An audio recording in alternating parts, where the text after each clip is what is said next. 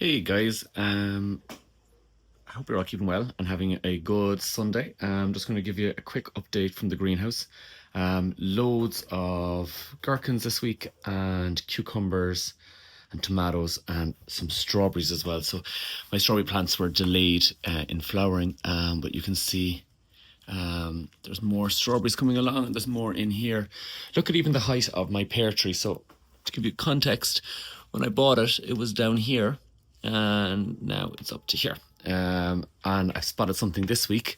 I have figs coming along on this fig tree. Again, this was just a small little tree. I think I got it in Lidl, but there's figs on it. So I'm curious to see how they do this year. The lemons are coming along lovely, as are my oranges. This one's getting nice and big. This is probably the biggest one of them all. This one has a little mark. I don't know what that is. But yeah, loads of chilies coming along. As you can see, I'm still getting, it's definitely greenfly somewhere in the greenhouse. It's so packed. So that was going to happen. I'm going to spray everything again with neem oil this week. I did last week, but we obviously could do with some more. I actually think the culprit was this. I brought the lemon balm in and I know I've plucked it back, but I noticed that we got some greenfly on it, and yeah, it's brought greenfly in. But I suppose that's going to happen. You've got all these tender shoots growing. These are the okras. I'm going to plant them out, and this is my coriander. Look at the avocados. They've popped through. The height of the pumpkin. I'm going to show you in here. That's the first pumpkin coming along. I don't know if it actually got fertilized, but anyway. Let's see, that doesn't look like a great colour. It's hard to know, I've never grown pumpkins before, so there's more coming along in here. See, there's another pumpkin there.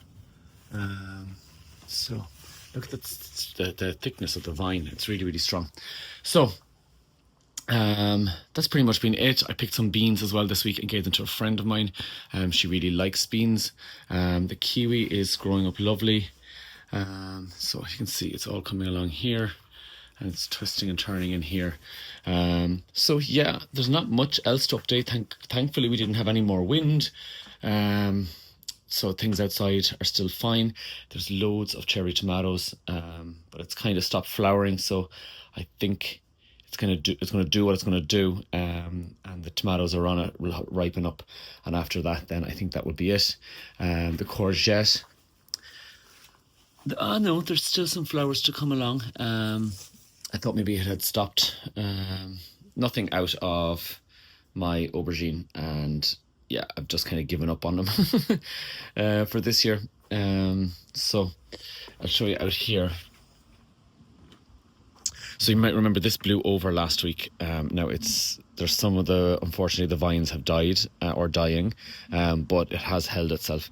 So I got some beans off it. The bees love it, so that's probably one of the reasons I've left it and kept it growing. The maize or the sweet corn stopped going over, so that's good. Fingers crossed. I tied it up with a bit of string. The leeks are in here. That's them there. And the onions, they've all actually, I don't know if that's normal. They've all kind of snapped over a little bit, but there's nice big onion bulbs, if you want to call them that, and some in here as well.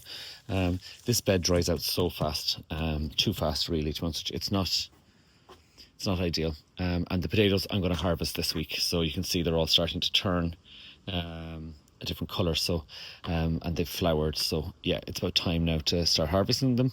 And we'll get some potatoes. But that's been it, guys. Keep it nice and short. Lots of raspberries to come along in September. I'm using the cinematic part of the camera when I can remember, and I have to say it really does make, like, look, I'll just zoom in on that strawberry there.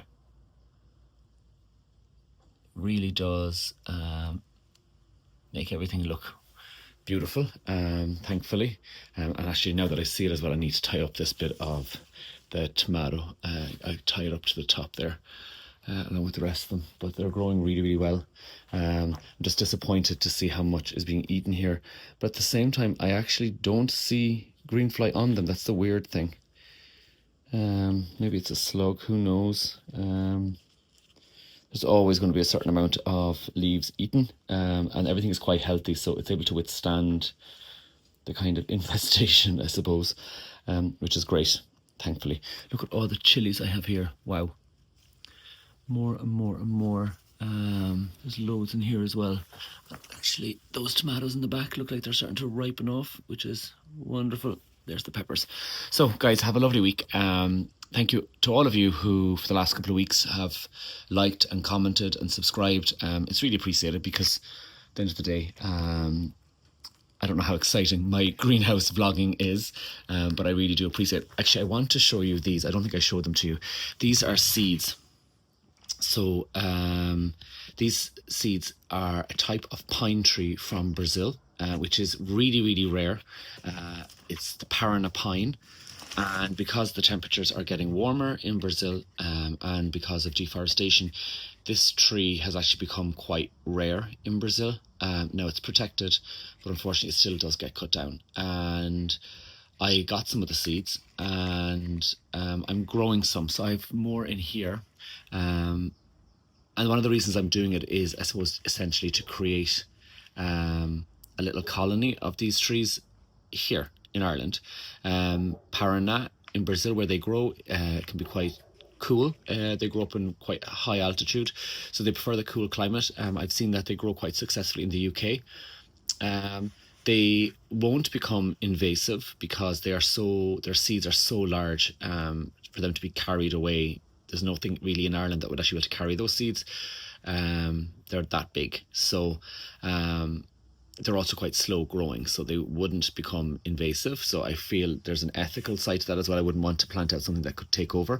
But they are ornamental.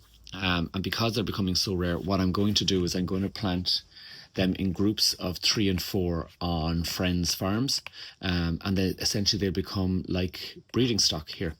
So it's a conservation effort. Fingers crossed, we'll see how they do. They're going to be in here for the next winter anyway, over the winter, and depending on their height next year, then I'll either plant them out or I'll just plant them into bigger pots, and then once I feel they're strong enough to survive and withstand, I'll get them planted out onto some farms, and in generations to come, whether those trees are still in Brazil or not, we'll still have the species here in Ireland. So I think that's kind of cool, even if I am a little bit biased. So have a lovely week. Have a lovely week, guys, and thanks so much as always for checking in.